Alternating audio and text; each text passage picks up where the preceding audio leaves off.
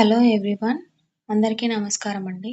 మనం ఈరోజు చెప్పుకోబోయే topic 4th class EVS 9th chapter అండి. సెకండ్ సెమిస్టర్‌లో కమ్యూనికేషన్ సమాచార ప్రసారం. ఈ చాప్టర్ గురించి క్లియర్‌గా ఎక్స్‌ప్లెయిన్ చేసుకుందామండి.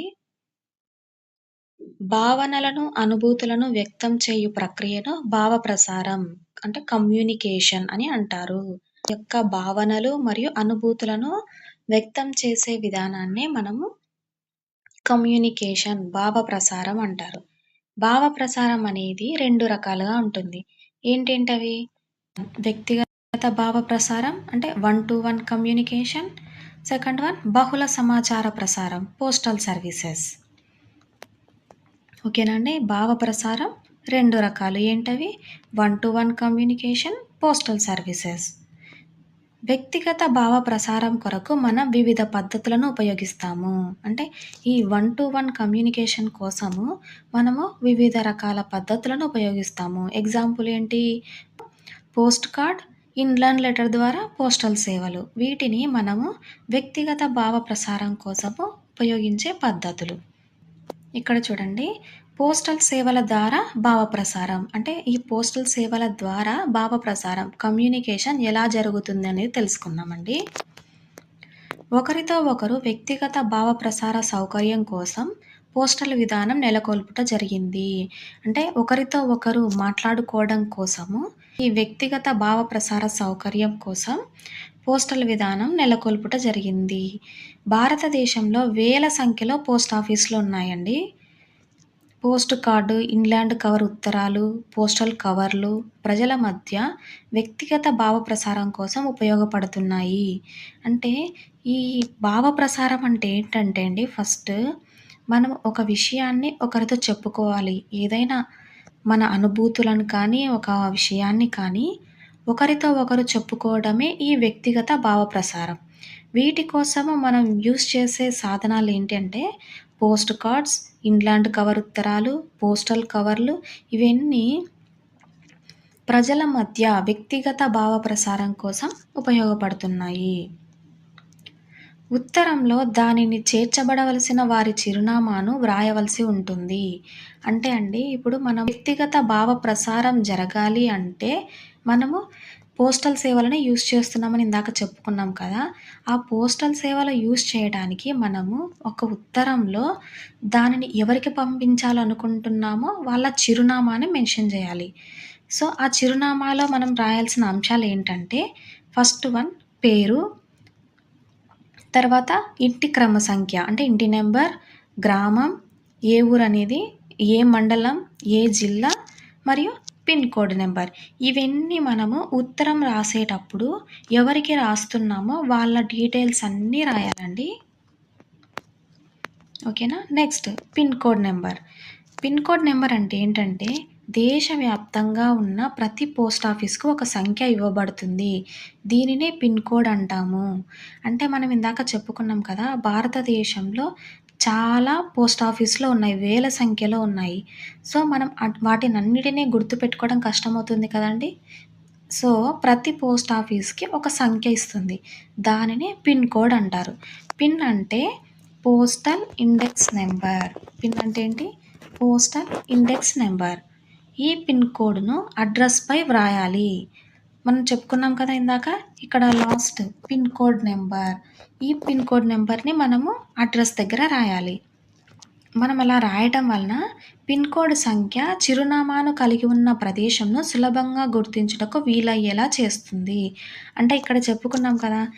ప్రతి పోస్ట్ ఆఫీస్‌కి ఒక పిన్ నెంబర్ ఉంటుంది. మనము ఈ పిన్ నెంబర్ రాయటం వలన మనం ఎవరికైతే ఉత్తరం పంపించాలనుకుంటున్నామో వాళ్ళని చాలా సులభంగా వాళ్ళ ప్రదేశంను గుర్తించటానికి వీలవుతుంది. నెక్స్ట్ పోస్ట్ ఆఫీస్‌లో అందించే సాధారణ వ్యక్తిగత భావ ప్రసార సాధనాలు ఏమేమున్నాయి? Post card, inland cover and envelope cover. ఇప్పుడు మనం ఒక్కొక్క కార్డ్ గురించి ఎక్స్‌ప్లెయిన్ చేసుకుందామండి. పోస్ట్ కార్డ్ దీర్ఘ చతురస్రాకారంలో అట్టముక్క వలె ఉంటుంది.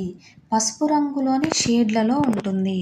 వెనుక వైపు సగభాగం చిరునామాకు కేటాయిస్తారు. ఇక్కడ చూడండి, ఇది పోస్ట్ కార్డ్. ఎలా ఉందండి పోస్ట్ కార్డు? మనకి దీర్ఘచతురస్రాకారంలో ఉంది మరియు పసుపు వర్ణంలో ఉంటుంది. ఇంకా ఈ సగ భాగం ఉంది కదండీ ఇక్కడ, ఈ హాఫ్ పార్ట్ చిరునామా రాయటానికి ఉంటుంది. నెక్స్ట్, దీనిపై వ్రాయబడిన సమాచారం అందరికీ కనిపిస్తుంది. మనం దీనిపైన సమాచారం రాస్తే అండి పోస్ట్ కార్డు పైన అది అందరికీ క్లియర్గా కనిపిస్తుంది. దీని ధర కేవలం 50 పైసలు మాత్రమే. మేఘదూత్ పోస్ట్ కార్డు ధర కేవలం 25 పైసలు మాత్రమే. ఇక్కడ చూడండి, మనం వాడే ఈ పోస్ట్ కార్డు ధర కేవలం 50 పైసలు మాత్రమే. ఇప్పుడు పైసలు లేవండి, ఒకప్పుడు పైసలు ఉండేటివి. దీని ధర 50 పైసలు మాత్రమే. ఇంకోటి ఉంటుందండి, మేఘదూత్ అని ఇంకో పోస్ట్ కార్డు ఉండేది. దీని విలువ 25 పైసలు మాత్రమే. ఈ మేఘదూత్ పోస్ట్ కార్డు రెండవ వైపు గల చిరునామా స్థలం పక్కన వ్యాపార ప్రకటనలు ముద్రించబడతాయి. అంటే మనం ఇందులో మనము పోస్ట్ కార్డులో ఓన్లీ సమాచారాన్ని మాత్రమే ఇస్తున్నాం కదా, కానీ ఈ మేఘదూత్ పోస్ట్ కార్డులో చిరునామా స్థలం పక్కన మనం ఏదైనా అడ్వర్టైజ్మెంట్ యాడ్ ఇవ్వాలనుకుంటే కూడా ఇవ్వచ్చండి. Next, inland cover light blue కలర్లో ఉంటుంది. ఇందులో సమాచారం పోస్ట్ కార్డు కంటే అధికంగా బయటకు కనిపించకుండా పంపవచ్చు. ఇది అండి ఇన్లాండ్ లెటర్. ఇది బ్లూ కలర్లో ఉంటుంది. ఇది పోస్ట్ కార్డ్ కంటే పెద్దగా ఉంటుంది. మనం ఇంకా ఇన్ఫర్మేషన్ ఎక్కువ రాయొచ్చు ఇందులో. మనం ఎంత ఎక్కువ రాసినా కూడా ఆ ఇన్ఫర్మేషన్ ఎవరికి కనిపించదు. కానీ అదే పోస్ట్ కార్డులో అయితే మనం రాసే ఇన్ఫర్మేషన్ అందరికీ కనిపిస్తుంది కదా, ఏదైనా సమాచారం రాసామనుకో. కానీ ఇంగ్లాండ్ లెటర్ అలా కాదు, సమాచారం ఎవరికి కనిపించదు. Next, envelope cover. ఇది గోధుమ రంగులో ఉంటుంది. ఇందులో ఏవైనా కాగితాలు, చెక్కులు వంటివి పెట్టి పంపవచ్చు.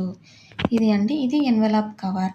దీంట్లో మనం ఏదైనా ఇంపార్టెంట్ పేపర్స్ కానీ, బ్యాంక్ చెక్కులు కానీ అలాంటివి పెట్టి ఈ ఎన్వలప్ కవర్లో పెట్టి పంపించవచ్చు.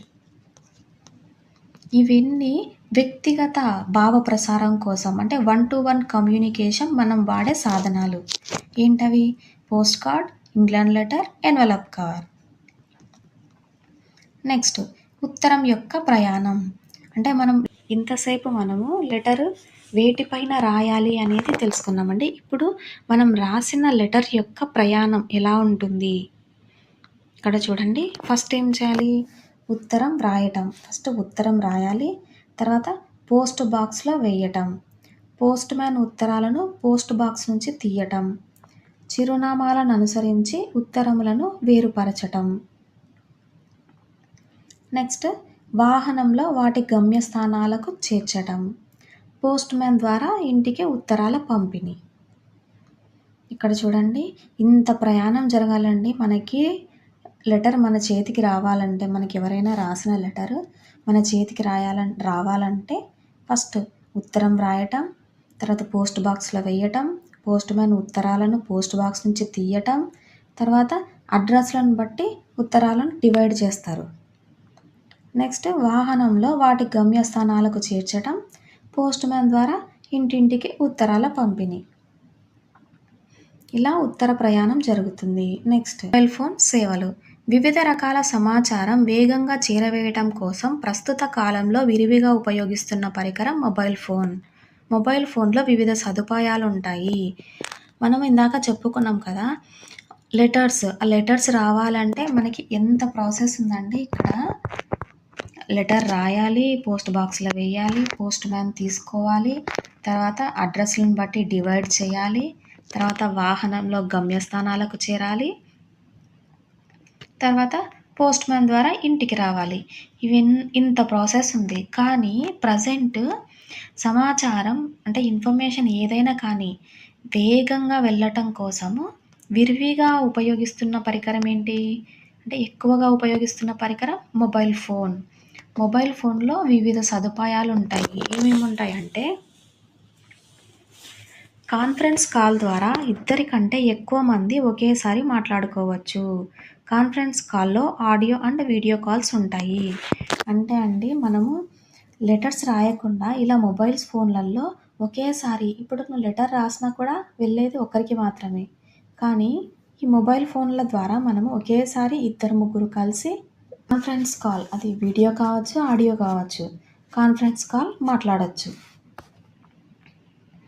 నెక్స్ట్, రకరకాల యాప్ల ద్వారా అనేక రకాల సేవలు అందిస్తున్నారు. Games, banking services, train tickets book చేయట, బస్సు, విమాన టికెట్లు కొనటం అన్నీ మొబైల్ ఫోన్స్ ద్వారా చేయవచ్చు. అంటే అండి మన ఫోన్లలో యాప్స్ ఉంటాయి. ఆ యాప్స్ ద్వారా మనము గేమ్స్, బ్యాంకింగ్ సర్వీసెస్, ట్రైన్ టికెట్లు బుక్ చేయడము, బస్సు, విమాన టికెట్లు బుక్ చేయడము, వీటన్నిటిని మనము మొబైల్ ఫోన్ల ద్వారా చేయవచ్చు. నెక్స్ట్ అండి, మొబైల్ ద్వారా ఇతరులతో మాట్లాడటం ఎలా? అంటే మనం మొబైల్‌తో ఎదుటి వాళ్ళతో ఎలా మాట్లాడాలనేది జస్ట్ ఒక చిన్న స్మాల్ ఇన్ఫర్మేషన్ అండి అంతే. మొదటగా అవతల వారిని హలో లేదా గుడ్ మార్నింగ్‌తో పలకరించాలి. తర్వాత మీ పేరును వారికి తెలియజేయాలి. చెప్పండి, లైన్‌లో ఉండండి, తిరిగి కాల్ చేస్తాను పదాలను ఉపయోగించాలి. కాల్ పూర్తయిన తర్వాత ధన్యవాదాలు లేదా నైస్ టాకింగ్ టు యూ అని చెప్పాలి. అవతలి వారి స్వరం సరిగ్గా వినిపించనప్పుడు సారీ నాకు సరిగ్గా వినబడటలేదు అని అనాలి. ఓకేనా అండి? ఇవన్నీ మనము ఫోన్ మాట్లాడేటప్పుడు పాటించవలసిన రూల్స్ అండి. ర్యాష్‌గా మాట్లాడకుండా ఇలా మాట్లాడడం వల్ల అవతలి వారి దగ్గర మనకు గౌరవం లభిస్తుందండి. ఓకేనా? నెక్స్ట్, ఈమెయిల్ ద్వారా వేగవంతమైన సమాచార ప్రసారం. ఇంతసేపు మనము లెటర్స్ గురించి చెప్పుకున్నాము, మొబైల్ ఫోన్స్ గురించి చెప్పుకున్నాము. ఇప్పుడు నెక్స్ట్ ఈమెయిల్. ఒక కంప్యూటర్ నుండి మరొక కంప్యూటర్‌కు పంపే సంక్షిప్త సమాచారంని ఈమెయిల్ అని అంటారు. ఓకేనా అండి? డాక్యుమెంట్లను పంపడానికి ఈమెయిల్‌లను ఉపయోగిస్తారు. అంతర్జాలంలో అనుసంధానించబడే స్మార్ట్ ఫోన్స్, ల్యాప్‌టాప్, కంప్యూటర్ల ద్వారా ఈమెయిల్ పంపవచ్చు, అందుకోవచ్చు. ఈ ఈమెయిల్స్ అండి సేమ్ లెటర్స్ లాగే ఉంటాయి ఇవి. వీటిని మనము ఒక కంప్యూటర్ నుండి మరొక కంప్యూటర్‌కి పంపించే సంక్షిప్త సమాచారం. అంటే సీక్రెట్‌గా పంపించే ఇన్ఫర్మేషన్. వీటి నుంచి మనము పెద్ద పెద్ద డాక్యుమెంట్స్‌లను కూడా ఈమెయిల్ ద్వారా పంపించుకోవచ్చు. నెక్స్ట్, మనం ఇంతసేపు చెప్పుకున్నది వ్యక్తిగత భావ ప్రసరణ అంటే 1-to-1 కమ్యూనికేషన్. నెక్స్ట్, బహుళ సమాచార ప్రసారం. 1-to-1 కమ్యూనికేషన్ అనేది ఓన్లీ 1 ఆర్ 2 మెంబర్స్ మధ్య మాత్రమే జరిగే కమ్యూనికేషన్. ఈ బహుళ సమాచార ప్రసారం అనేది ఒకేసారి పెద్ద సంఖ్యలో అంటే ఒకే సమయంలో పెద్ద సంఖ్యలో జనాభాకు సమాచారం అందించే మాధ్యమమునే బహుళ సమాచార ప్రసారం అంటారు. అంటే ఒకేసారి ఏదైనా ఇన్ఫర్మేషను వేల మందికి ఒకేసారి పోవటాన్నే ఈ బహుళ సమాచార ప్రసారం అంటారు. వీటికి ఎగ్జాంపుల్స్ ఏంటి? వార్తాపత్రికలు, టీవీ, రేడియో ఇవన్నీ బహుళ ప్రసార సాధనాలుగా ఉపయోగపడుతున్నాయి. వార్తాపత్రికలు, న్యూస్ పేపర్స్ గురించి తెలుసుకుందాం. అంటే ఇవి న్యూస్ పేపర్స్. వార్తలు, వివిధ వ్యాసాలు, ప్రకటనలు వంటి అనేక అంశాలు వార్తాపత్రికలో ఉంటాయి. ప్రపంచ వార్తలను, సమాచారాన్ని ప్రింట్ రూపంలో ఎవరైనా పొందవచ్చు. ఇప్పుడండి ఈ న్యూస్ పేపర్స్ ఉపయోగించి మనము ప్రపంచంలో ఉన్న అంత సమాచారాన్ని ప్రింట్ రూపంలో పొందవచ్చు. Next, radio. ఇది రేడియో అండి, చూసే ఉంటారు చాలామంది. రేడియో వినికిడికి సంబంధించిన పరికరం. అంటే ఓన్లీ వినటానికి మాత్రమే ఉపయోగపడే పరికరం రేడియో అనేది. వార్తలు, అభిప్రాయాలు, ప్రసంగాలు రేడియో ద్వారా వినవచ్చు. తుఫానులు, వరదల సమయంలో వాటి గురించిన సమాచారాన్ని గంటకు రేడియో ద్వారా తెలుసుకోవచ్చు. ఓకేనా అండి? ఈ రేడియో వల్ల మనము వార్తలు, అభిప్రాయాలు, ప్రసంగాలు వీటన్నిటిని మనం రేడియో ద్వారా వినవచ్చు. అండ్ తుఫానులు, వరదలు అలా వచ్చినప్పుడు గంటకి మనం సమాచారాన్ని తెలుసుకోవచ్చు. రేడియో అనేది సుదూర ప్రాంతాలలో కూడా అతిపెద్ద సమాచార ప్రసార సాధనంగా ఉపయోగపడుతుంది. అంటే ఎంత దూరంలో ఉన్నా కూడా ఇది అతిపెద్ద సమాచార ప్రసార సాధనంగా ఉపయోగపడుతుంది. ఆయా ఋతువులలో సోకే వ్యాధులు, విద్యా కార్యక్రమాలను గురించిన అవగాహన, వాతావరణ నివేదికను కూడా తెలుసుకోవడం రేడియో ద్వారా లభించే ఇతర సౌకర్యాలు. ఈ రేడియో ద్వారా మనం ఏ ఏ ఋతువులలో ఏ ఏ వ్యాధులు సోకే ప్రమాదం ఉంది అంటే ముందు జాగ్రత్త కోసమండి. ఇంకా విద్యా కార్యక్రమాలను గురించిన అవగాహన, ఇవన్నీ రేడియో ద్వారా లభించే ఇతర సౌకర్యాలు. Next television, TV. ఇది టీవీ.